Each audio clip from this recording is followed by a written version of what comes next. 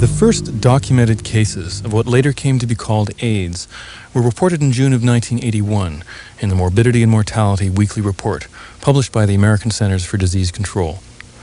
But physicians in New York and San Francisco had already begun noticing unusual symptoms in a number of their gay male patients for some time.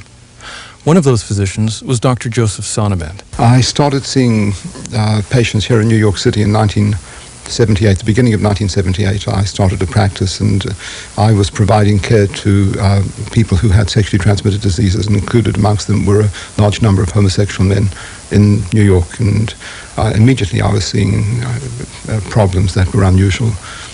It was starting in 1978 here in New York City.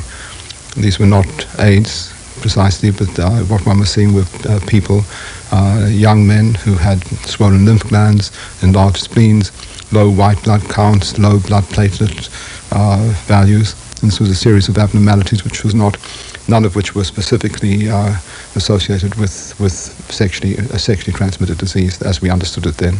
In San Francisco, we began to see people in 1981 who were developing previously very unusual opportunistic infections and malignancies, particularly pneumocystis pneumonia, an infection that we used to only see in children with leukemia or adults undergoing treatment for leukemias or lymphomas, and Kaposi sarcoma, which was a very rare skin disease.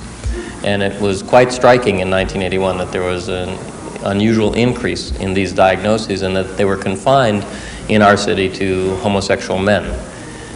After a while, we realized that the people who had the pneumonia and the people who had the Kaposi sarcoma were linked by both having an unusual immune deficiency. A particular arm of the immune system had been wiped out. It was the cellular immune system. And in doing studies, it became clear that the men with the malignancy and the men with the opportunistic infection had an underlying immune deficient state. At first, this was called gay-related immune deficiency, or GRID, but that term was cast aside because soon it became evident that there were other groups of people at risk to develop this syndrome other than just homosexual men. So the term GRID was ultimately replaced by AIDS, acquired immune deficiency syndrome, because that's what it was. The question then became, what causes this? There are many theories early on. Some people felt that the epidemic of intestinal parasites that had been seen in gay men, particularly in San Francisco and New York City in the 1970s, might somehow be related to this new disease. So some people thought maybe it's intestinal parasites or amoebiasis that caused this. Other people looked at things that gay men did that other segments of the population didn't do, including inhaling nitrites or poppers for a sexual rush. Some people thought this must be the cause of this disease.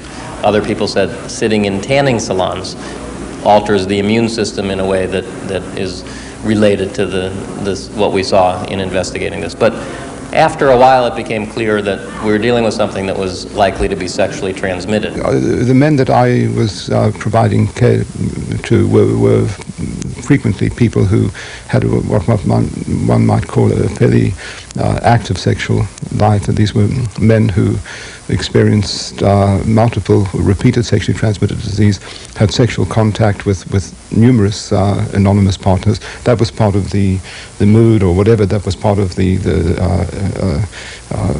lifestyle that had evolved during the 1970s. And so I believed, in without knowing exactly how, that the manifestations I spoke about, whether it was swollen lymph nodes, enlarged spleens, low white counts, low blood platelets, were somehow connected with the multiple sexually transmitted infections that were associated possibly even with drugs, although I didn't know exactly how, were associated with the kind of lifestyle that brought about these multiple infections.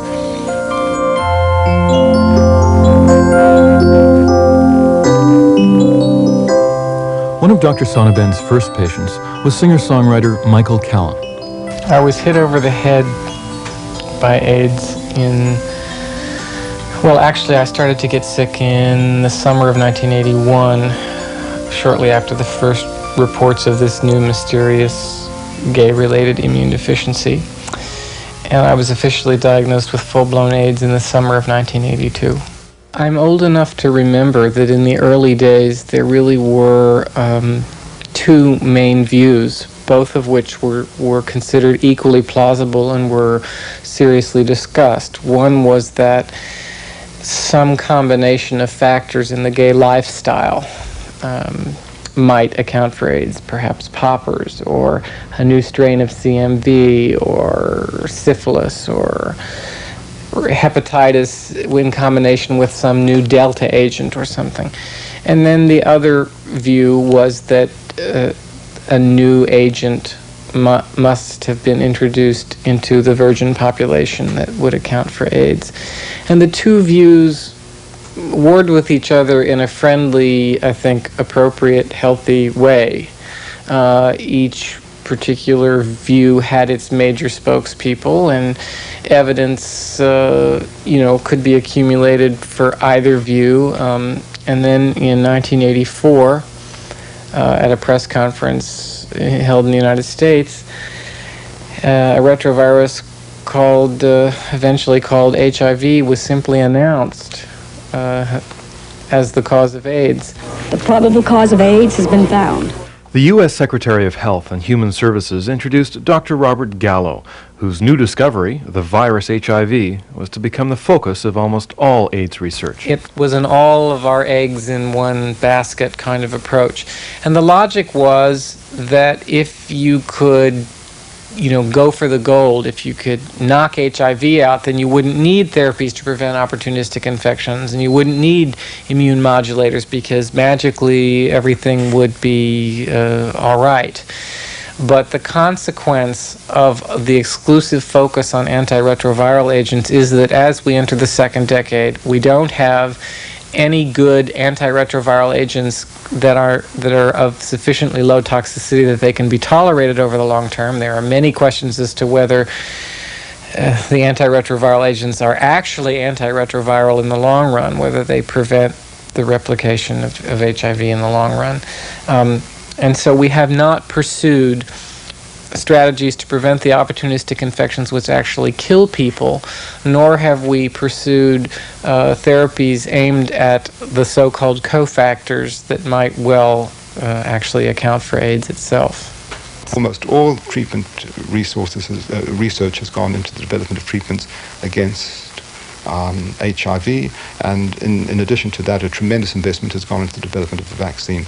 I am intellectually, academically interested in the question of whether HIV is a necessary and sufficient cause of AIDS.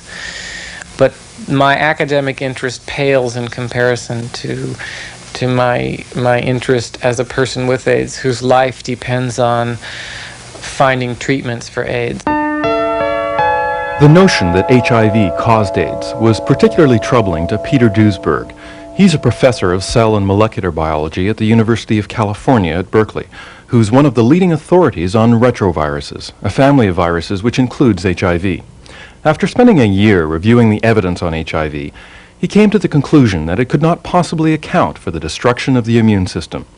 He wrote a meticulously documented critique of the HIV theory, published in the journal Cancer Research. One of the few journalists to take note of Duesberg was Anthony Liversidge. I'm a science journalist and do considerable interviewing with scientists. And one day a colleague tipped me off about Peter Duesberg and his strange theory that maybe HIV didn't after all cause AIDS. So I called him up and spoke to him at length, and he seemed rather convincing. Not as convincing as I think he becomes after full exposure, but he's obviously an eminent man and an expert in the field. And so I thought this was a fascinating story, that such an eminent man would have such a contrary view. And I then thought that as soon as this was published in Cancer Research, it should have been taken up by every major establishment newspaper. I was totally mystified when it wasn't. And I thought I had one of the hottest stories going. And I, first of all, however, called up the other scientists involved in the field to find out why they hadn't responded after 6 months. And I was surprised and somewhat disappointed at the At the results of talking to them, the attitudes involved seemed less than objective. They seemed to be much more interested in disparaging Duisberg and the importance of his views than answering them. And the difficulty they had in answering his points was due to the weakness of their own case, and they were not standing on firm intellectual ground. They were busy worrying, almost perhaps baffled that someone who was a member of the club, the insider circles that had really, he's one of the founders of retrovirology. He's been around for 20 years, fully paid up member of the Nixon Cancer Virus Club. Why such a man should suddenly cause them annoyance and irritation and discomfort by undermining their, as it were, favorite thesis. And Peter Duisberg is not alone in his doubts about HIV. Other leading scientists have also joined the fray, including Professor Harry Rubin, widely considered to be the father of retrovirology, Nobel Prize-winning molecular biologist Walter Gilbert of Harvard University, and British professor of epidemiology Gordon Stewart. Together with dozens of scientists around the world, they formed the group for the critical reappraisal of the HIV hypothesis, and have begun publishing a newsletter entitled Rethinking AIDS, which spells out their doubts about the HIV theory. I'm Dr. Robert Scott Root Bernstein. I'm an associate professor of physiology at Michigan State University. I did theoretical work and work on autoimmune diseases and neurobiology to the Salk Institute before then going up to Los Angeles, where I worked at Veterans Administration Hospital, taught a little bit at UCLA, and then came to Michigan State University. There are a number of reasons for considering other hypotheses in AIDS. One is that HIV has not satisfied the standard criteria for a disease-causing agent. That is, normally when we say that a disease is caused by a particular virus or bacterium, we're able to demonstrate that that virus or bacterium will cause the disease in an animal model. We don't have an animal model in which HIV will cause AIDS. It can infect chimpanzees, but it doesn't actually cause immunosuppression in them. Therefore, we have no direct evidence that HIV actually causes immunosuppression or AIDS. There have been claims of various kinds. They compare, for example, monkey viruses, which cause, they say, similar symptoms.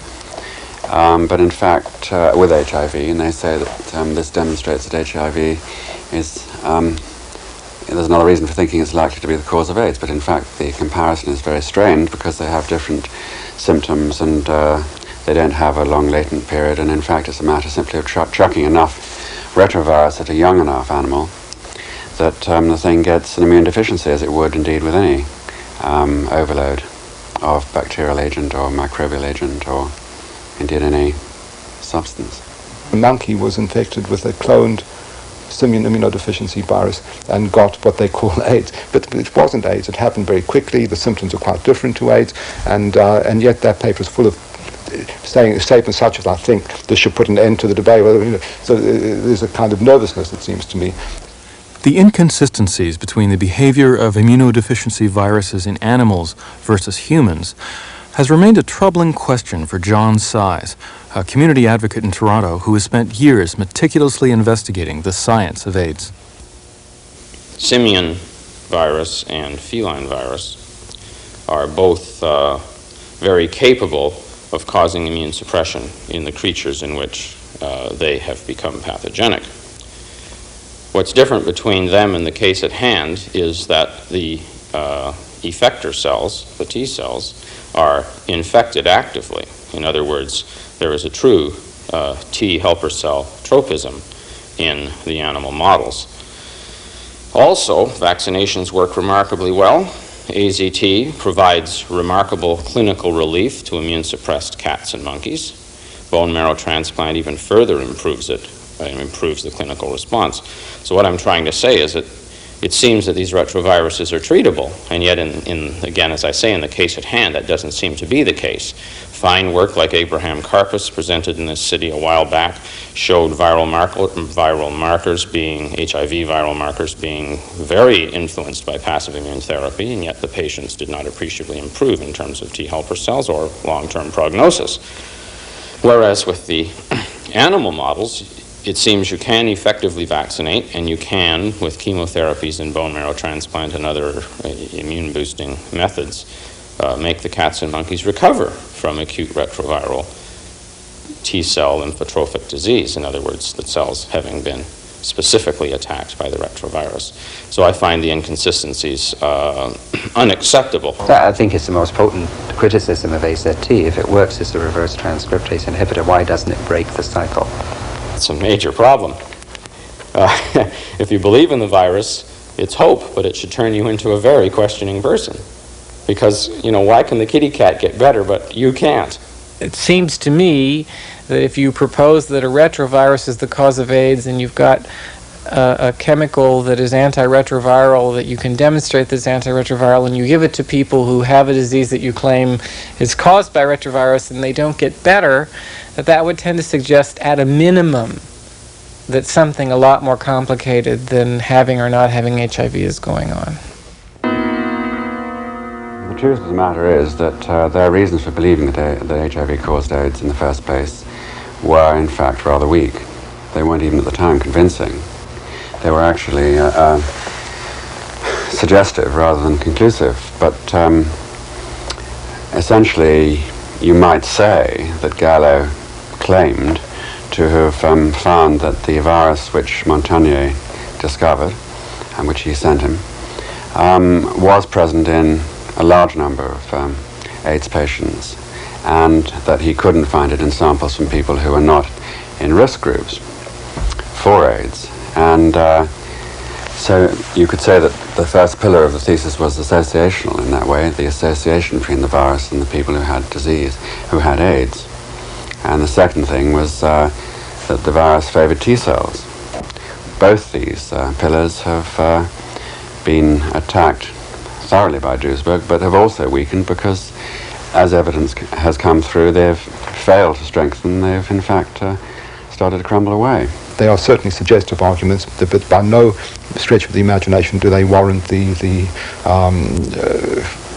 conclusion, if you like, the definitive conclusion that HIV is the cause of AIDS. It's certainly suggestive enough to work on it to try and gather more persuasive evidence that HIV is the cause of AIDS, but it's certainly in themselves, these two arguments are certainly insufficient to close the door on other possibilities, to allocate all resources to the study of HIV.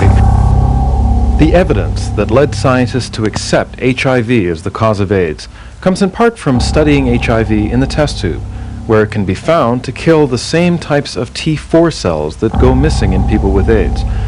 But this finding in itself doesn't prove anything. The fact that a virus is able to kill cells in the test tube doesn't mean that it's doing so in the body. There are any number of examples of viruses that can wipe out cells in the test tube, but these viruses are totally harmless. For example, there's a virus called vesicular stomatitis virus. It's an animal virus. There's another virus called encephalomyocarditis virus. It's a virus. It's a murine. It's a virus of mice.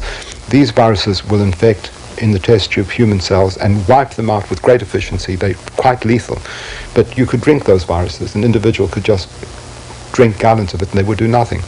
So these are vesicular stomatitis virus. In fact, they're used in experiments on human cells because they're harmless. We need viruses that will kill human cells in the laboratory, for example, to do an interferon assay. We need to see whether interferon will protect cells from a lethal virus that will give us our assay. So people look for viruses. You don't want to work with something that's harmful if it contaminates you. So people look for viruses that will work in vitro but don't work in vivo because you don't want to be exposed to anything dangerous. Claims that HIV kills cells in the laboratory have always been poorly based. The ways in which it kills cells in the laboratory are standard, which would apply to any retrovirus. It has to do with the way cells stick together in syncytia, as they're called, and in effect, you might say, suffocate when some of them have HIV and some of them don't. As soon as all of them have HIV, it seems that they just flourish. So that's the first point, is that an effect in the test tube cannot be extrapolated to mean that that same effect is happening in the body. Absolutely not. Secondly, as has been repeatedly pointed out, the association of HIV with T helper lymphocytes cannot, even if it were killing these cells in the body, it could not account for the severe depletion because not enough cells are actively infected. This has been repeatedly pointed out. The extremely low number of T cells actively infected with HIV has been one of the most puzzling questions about how the virus destroys the immune system. John Lortson, a writer for the New York Native, was the first journalist from the gay press to interview Peter Duesberg after his paper in Cancer Research was published. Now, a large part of Peter Duesberg's critique of the HIV hypothesis has been that HIV is not biochemically active. And this is something that molecular biologists measure in a number of ways, all of which are quite technical, and I don't think that I need to go into all of them. But it has never been demonstrated that HIV is biochemically active to a degree that a microbe would have to be if it caused disease. However, new data has since been published that appears to contradict this finding. In 1989, there were a couple of papers in the New England Journal of Medicine. One came from a person called David Ho, another one from a person called Combs, and accompanied by an editorial from David Baltimore. And in essence, the first paper showed that and both of them in effect, that there was free virus in the plasma of people with AIDS at a level that had previously not been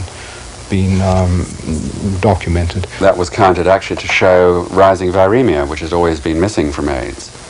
The fact that you've got more indications of virus in the blood plasma over the progression of the disease.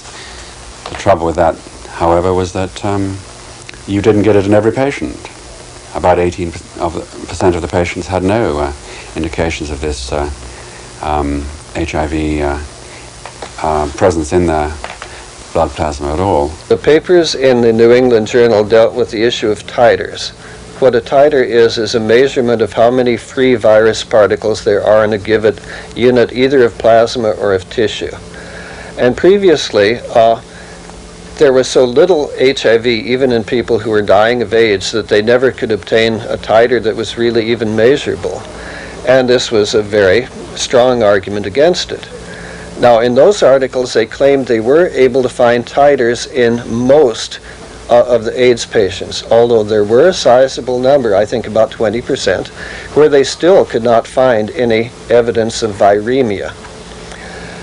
However, Duesberg, in the May 17th issue of the New England Journal of Medicine, responded to those articles. The editor, first of all, didn't want to print Duesberg's letter at all, and he had to fight for the opportunity to respond. And then they only published it when all three authors, Coombs, Ho, and also David Baltimore, who had written an editorial, rebutted Duesberg's letter. So it was a bit unfair. Duesberg had only 40 lines to make his point, and each of the other three had 40 lines, meaning a total of 120. If one reads the debate very closely, it's clear that they don't respond to the points he made. They use a lot of words, and there's a certain amount of sophistry, but they don't respond. A very basic criticism Duesberg made was that the people who did this did not use any new techniques whatever. They used exactly the same techniques that had been used many, many dozens of times before, and always before the scientist failed to find titers of any sort at all. Therefore, how is it that these people using exactly the same techniques all of a sudden discovered viremia when no one else had before that? This is a question that has to be asked. You know, were all of the other people wrong then? Were they incompetent? What is the reason for this? They were able to show that a larger than previously believed number of lymphocytes carried HIV, but it was not shown, they by no means at all showed that these cells were actively infected with HIV. I suppose it's important to make the distinction between latent infection and active infection. A retrovirus, as part of its life cycle, has to integrate its genome into that of the host. And when that happens, one can get a situation of stable integration. That's to say, the genome of the retrovirus, which is RNA, is copied into DNA by the reverse transcriptase. That DNA is plugged into the host cell genome, and it can stay there forever with nothing more happening. No virus is produced. When the cell, nothing is just totally inert. And in fact, we have many latent retroviruses in us. All species do. Man does. Many different retroviruses have been described in the human genome. Some of them are not always latent. They even make some RNA.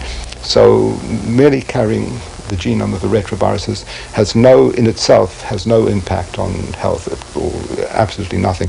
So even in those papers that were described, it was impossible to distinguish between those cells that were actively making virus or those cells in whom they had to encourage the virus to come out of. So it doesn't, although it was said to put an end to the debate on cause, it certainly didn't do that. We're entering the second decade of AIDS. HIV was first identified in France in 1983, and in the United States in 1984, actually stolen from the French, but that's another story. So we've had 6 or 7 years to study the virus known as HIV. Everyone agrees that HIV is the most intensively studied virus in the history of the world. It has been taken apart and put back together 1,000 times. Millions and millions have been spent characterizing every gene. And entering the second decade, we still haven't a clue how it's supposed to account for the many systems failures that characterize AIDS. As you know, HIV was first thought to work like I call it the Pac-Man model of T-cell killing. HIV was thought to directly kill T cells, and that's how you got AIDS. But then it was discovered that HIV was not a terribly active virus, at its most active infecting 1 in 10,000 T cells, which, as Duisberg has pointed out, is roughly equivalent to losing a finger prick of blood a day. The body more than generates that amount of T cells. And so now, as we enter the second decade, and they're mortified at having spent all this money and not having come up with an explanation of how HIV is supposed to do its dirty work, now they're exploring indirect mechanisms of HIV-related cell killing.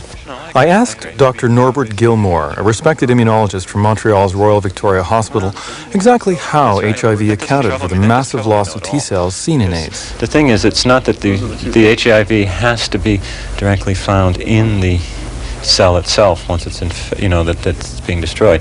You can have amplification mechanisms here. We know that, for instance, a virus, when it replicates in a cell, pops out through the cell membrane, and you end up with syncytia formation, giant cells being formed as cells fuse together. Various things like this. We don't know whether there could be somewhat of a mimicry phenomenon going on where antibodies start attacking the cell-mediated immunity, starts to attack normal cells. The other one is that I think everybody assumes that simply that the virus itself, there may be products of the virus and products of the cells that are dying because of the virus that may be toxic to other cells. There's also the question of this virus gets into precursor cells and you don't start to repopulate the cells as they get killed off. So you can't restore things. There's a real question about bone marrow disease. Now, the concept of indirect mechanisms is a respectable concept, but I think it's very damaging to the assertion that HIV is the cause of AIDS. The fact that we've studied HIV for 7 years very intensively and that we still don't have a clue as to how it's supposed to work. We don't know the mechanism in the case of HIV, any mechanism by which it's causing disease, and that not to say the one won't come up, but there are a variety of conjectural mechanisms, with none of which have been proven. But whether it's giant cells, whether it's autoimmunity, whether it's GP120, the moment somebody can come along with a mechanism showing this really happens, they are theoretically okay. The only problem is they've never been shown to actually operate. But on a practical basis, when we found the cause of AIDS to be HIV, or we were told it was, and we looked for HIV antibodies, we saw the pattern of HIV antibodies and immune system dysfunction and eventually the progression of immune deficiency. There's a correlation between HIV antibody and a drop in T cells, but there's not a correlation between HIV antigen, antigenemia, markers in the CSF, glycoprotein markers, etc., and disease progression, as many patients will have AIDS dementia without a critical marker as will turn around and have a dementiatic complex with a critical marker. It's just not clear. In other words, what I'm saying is, it's exactly what your friend from Michigan said, that, you know, there is a lack of correlation of critical markers with disease progression. So that's a major problem, and its failure to infect the effector cells is a critical problem. I think, essentially, you can say that the virology simply doesn't pan out when you look at how the virus behaves and how other viruses behave, and what we've always known in history as to how viruses behave, or indeed any microbes. You find continually that you have no reason to suppose that you're on the right track. Nothing comes up which suggests that this virus is indeed, in some mysterious way, knocking people out after years of inactivity. Whatever claims are made on its behalf are claims which, in effect, are imaginative. They don't actually, they are not claims which come from particular evidence, or much of it, and which is then backed up by accumulation of more evidence. It's really hard to find things which genuinely back the current hypothesis as far as the behavior of viruses are concerned. And what you find is that the scientists who defend it tend to go to epidemiology, which is really not their field. So it has to be a matter of concern that, again, the scientists we're depending on for leadership in this area are arguing their case outside the realm of their expertise. I think most people would agree today that almost everyone who's had HIV, has AIDS, has been infected with HIV if you do sufficient amounts of testing. However, the issue of correlation, this is one of the very first things that you learn when you study statistics. I can remember in the first 2 weeks of my introductory course in statistics, we were told what correlation was, and you're taught that correlation always implies causation, but correlation does not prove causation. So you can have a very powerful correlation between two or more things, and you still have to dig in by any method that's appropriate and prove that the relationship is one of cause and effect. Questions of methodology are very important in all aspects of science, and perhaps if I give a simple explanation or simple example from another area of science, it will make it clear why these questions are important. Supposing that I drop a beach ball and a lead ball at the same time and just let them drop. It's clear that the beach ball will drop slower than the lead ball. If you were Aristotle a couple thousand years ago, you would say that that proves that light objects fall slower than heavy objects. On the other hand, Galileo would argue that in fact all objects fall at the same rate in a vacuum. This isn't a vacuum, therefore the experiment that you've just performed is irrelevant to testing the actual laws of physics. And if you're a modern engineer, you might say, on the contrary, that's a very interesting experiment because it proves that there's something in the air that keeps the ball up, and we can study the laws of aerodynamics. So we have one experiment and we have three interpretations of it.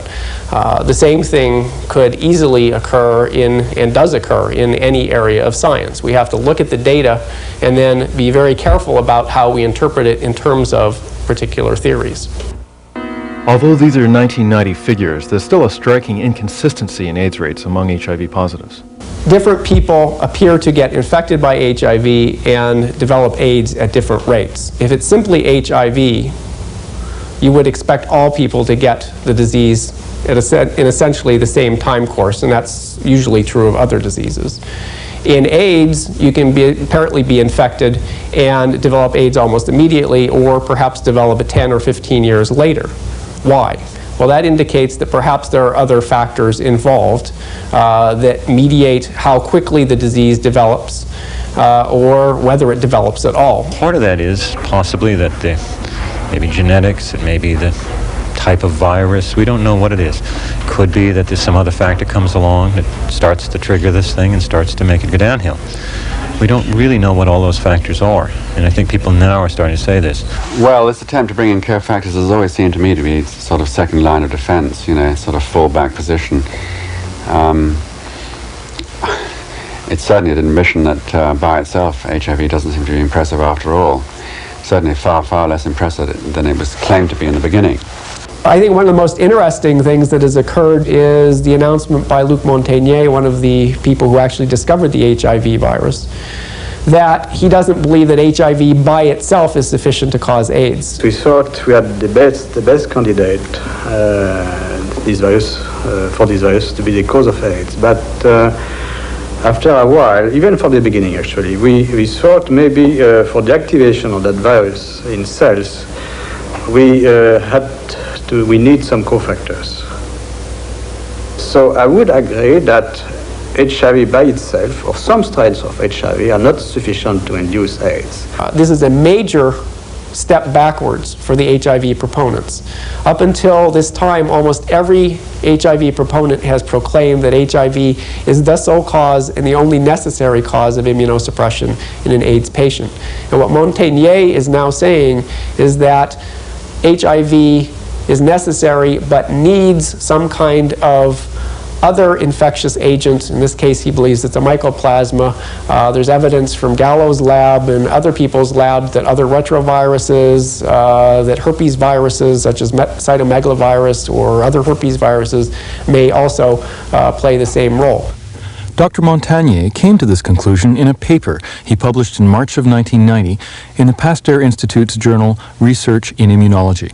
Montagnier's recent paper, is astonishing and self-defeating, I think. Because it shows that if you add antibiotics to your cell culture, HIV won't kill the cells. Both HIV and the cells will flourish. Apparently you need an antibiotic. What does the antibiotic do?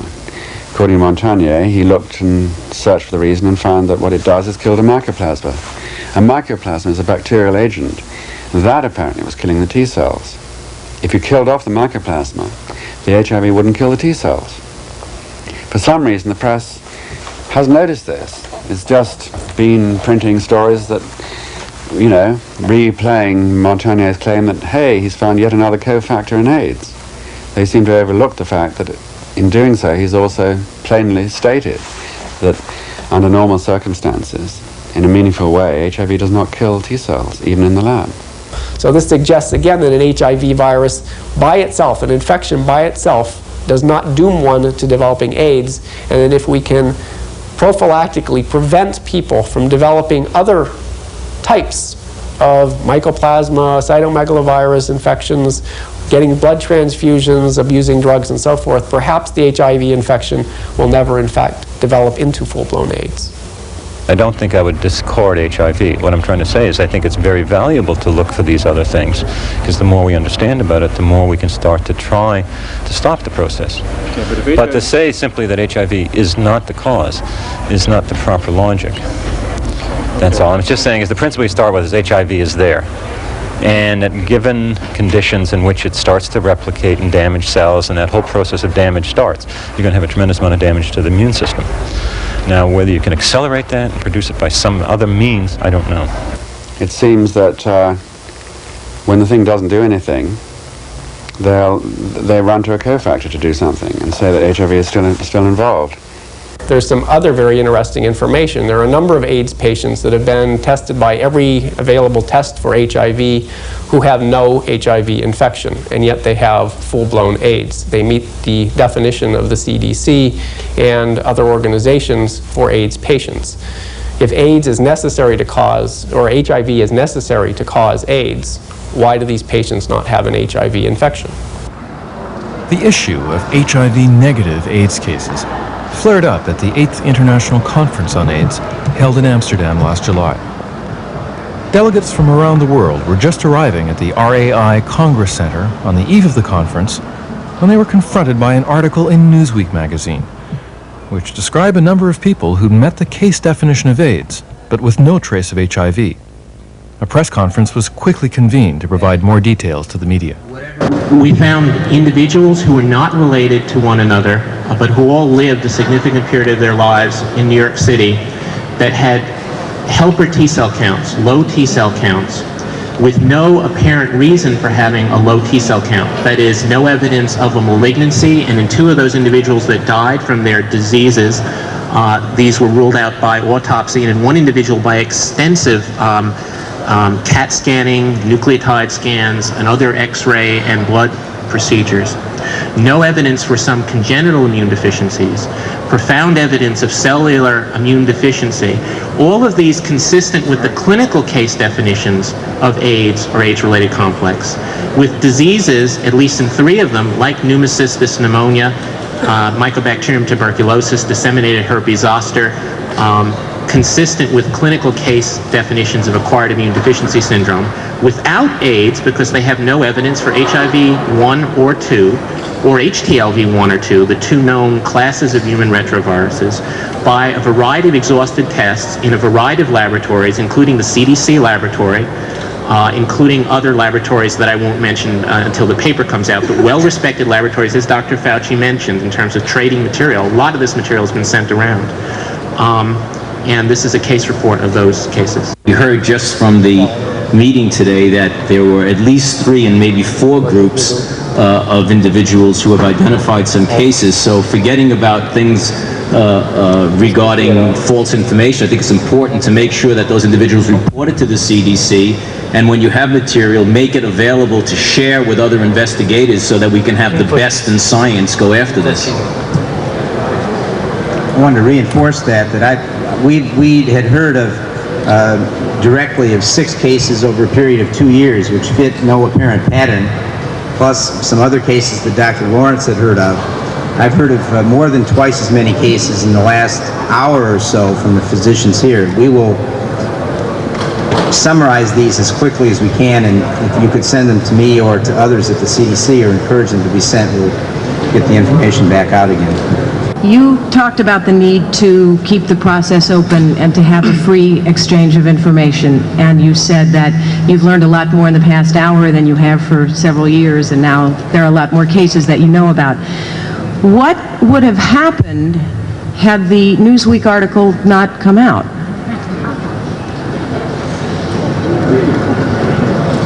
Well, there have been a few case reports in Lancet and other places. Dr. Spira submitted his cases to a scientific meeting, and they were published. The abstract was published there. Newsweek had a copy of the abstract. They were not secret. People have reported them at last year's AIDS conference. Dr. Montagnier says there are 2 posters at this year's AIDS conference. There will be manuscripts published by Dr. Lawrence and others, and people will decide what to make of it when all of the information was out. I think that, you know, one of the problems with summarizing how you feel about the problem is to know whether the problem is all of the same thing. There have been several papers published on Kaposi sarcoma, and some very good reviews of the issue of what causes Kaposi sarcoma, both in HIV-infected people and people who don't have HIV infection. Some very good summary science articles published in newspapers on the same topic. It's still unclear in many people's mind, but, and this is how we feel about these particular cases. Normally when the CDC puts together cases, we're saying we understand that the perspective on this is that this is something that people need to be concerned about. Either it's caused by something or it's occurring in a cluster or an epidemic. I have known for some time, from knowing people with AIDS who were consistently HIV negative by the most sophisticated tests available, and from some research that I did for my book on long-term survival, that a certain percentage of people with AIDS have always been negative for HIV. My guess is that that's about 10%. Are these highly unusual cases? To my experience as formerly a clinical immunologist and now an AIDS researcher, yes, but as was pointed out by Dr. Curran, I'm not an immunologist, and the cases that I see in my research lab are highly self-selective. People come to me only if they have something very unusual. Individuals came to me, and the first person I saw, because he was convinced he had HIV, even though all his doctors told him he didn't. And as his T cells fell progressively lower and lower, he felt he should get another opinion. Dr. Curran, you mentioned that these cases will now be published in MMWR. what would have occurred in MMWR? This is in some sense a follow-up. What would we have seen in MMWR if the Newsweek article had not been published, if this meeting had not taken place? We have been looking at the cases. We're aware of laboratory scientists who are attempting to determine whether there's something that's causing these, that's holding them in common. We are not aware that any of our cases fit any of the patterns of any of the specimens we sent to people. In other words, we don't know whether these 6 cases we have should be grouped together or not. We don't know whether, and we don't know whether something, you know, we think that some of the laboratory work needs to be confirmed, it needs to be peer reviewed. We need to know whether we're studying some aberrant marker. One thing that's been learned with HIV-induced immune deficiency is that a patient's serum has a lot of very unusual things in it, and very high titers of unusual things, and that cause unusual reactions. So the question is, what are we dealing with? So are we going to wait for those answers before any publication in MMWR? No, I mentioned, you probably weren't here, but I mentioned we would publish these as soon as we can, and any others. But it may not be more conclusive than what you've heard today, but we'll summarize these and get them out. If this turned out to be a mutant virus, what would this mean in its escaping detection now? How would you develop a test to detect it? One of the good things for the American public from the point of view of the blood supply is that the concern in AIDS and HIV has revolutionized the way we look at and deal with transmitted disease, transfusion-transmitted infections. As soon as tests became available for HIV-1, HTLV-1, they were hepatitis C, they were added very rapidly to the blood supply system. There have been so many studies done, both of transfusion-transmitted infections and of HIV, that any new agent that is shown to be transmitted through the blood could be very rapidly tested and developed and added to the armamentarium if it were proven to be a public health benefit. If it's a new test, but can Dr. Lawrence or Dr. Fauci talk about if it's a mutant or a defective virus, are you going to be able to detect it as readily? In other words, if there's something that's not detectable but's transmissible. Right. I mean, that's the issue that we're all trying to get at, and like hepatitis C used to be. Precisely, or any other. Larry, let me take a different tack to that. And although Dr. Curran was swiftly rescued from this rather awkward question, it was clear that he and other officials were at a real loss to explain these unusual cases. In the back of their minds, they may have realized that this may be the first real crack in the billion-dollar HIV/AIDS hypothesis, one that was simple enough for journalists to understand. Indeed, the American media seemed particularly skeptical of the answers they were being given, and it was only a matter of time before someone asked the obvious question. If I were Peter Duesberg, what would you have to say to me? I would say that much of this discussion is not relevant to your concerns. that HIV causes AIDS, and that something else causes the cases that have been reported today, either a defective virus or not a virus. The association between HIV and AIDS seems to be a matter of definition. You decide what symptoms you feel are characteristic of what you say is a peculiar syndrome, AIDS, and you search among those symptoms for the presence of HIV with your test kit. If you find HIV, the man or woman is counted as an AIDS case and added to the statistics. If you don't, the patient is not added to the statistics, it's discarded from the count. And now it's totally tautological. Now you cannot have AIDS unless you have HIV. You can have PCP, you can have KS, you can have cryptococcal meningitis in the absence of any obvious explanation for the immune deficiency that leads to those diseases. But unless you ante up a test that says you're also infected with HIV, you will not be admitted to the AIDS fraternity. You will be considered a mysterious background case of the particular opportunistic infection that would otherwise qualify you for a diagnosis of AIDS, which is a kind of neat little trick to simultaneously make the assertion that HIV is the cause of AIDS and at the same time require it as a matter of definition. That kind of looseness is why it offers enormous loopholes for the current theorists, and that's why they're sitting pretty still after 3.5 years, where an incredible broadside, a very explosive, very high explosive attack has been brought by a man who's put it into print in the top journals in the country, in the world. Because in the nature of things, they've thought out a theory which has so many such looseness about it that you can walk through a loophole wherever you go. There's many, and there are doors, there are wide open doors all the time. And the only solution is to nail down the statistics, nail down the epidemiology. Be scientific about it, admit what you don't know and what you do know. It seems to me that everything that we think we know about AIDS can be questioned. Every causation can be questioned. That we haven't run the control experiments to find out whether other agents are sufficiently immunosuppressive to cause AIDS. We don't know what happens, and in fact this is a major problem with medicine as a whole. We do not know what happens when people get multiple infections concurrently. We don't know what happens when somebody gets Epstein-Barr virus, cytomegalovirus, and hepatitis B at the same time. There's simply no evidence in the literature. There's no animal models. And yet the average AIDS patient will have all three of those diseases. We should look into that. It may be possible that there are good reasons why people in the different risk groups and different people with AIDS are getting sick.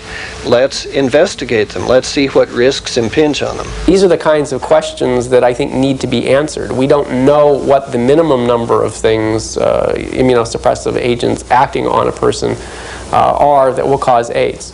And that's what scares me. We've assumed that HIV is sufficient, but we haven't checked into any of the other ones.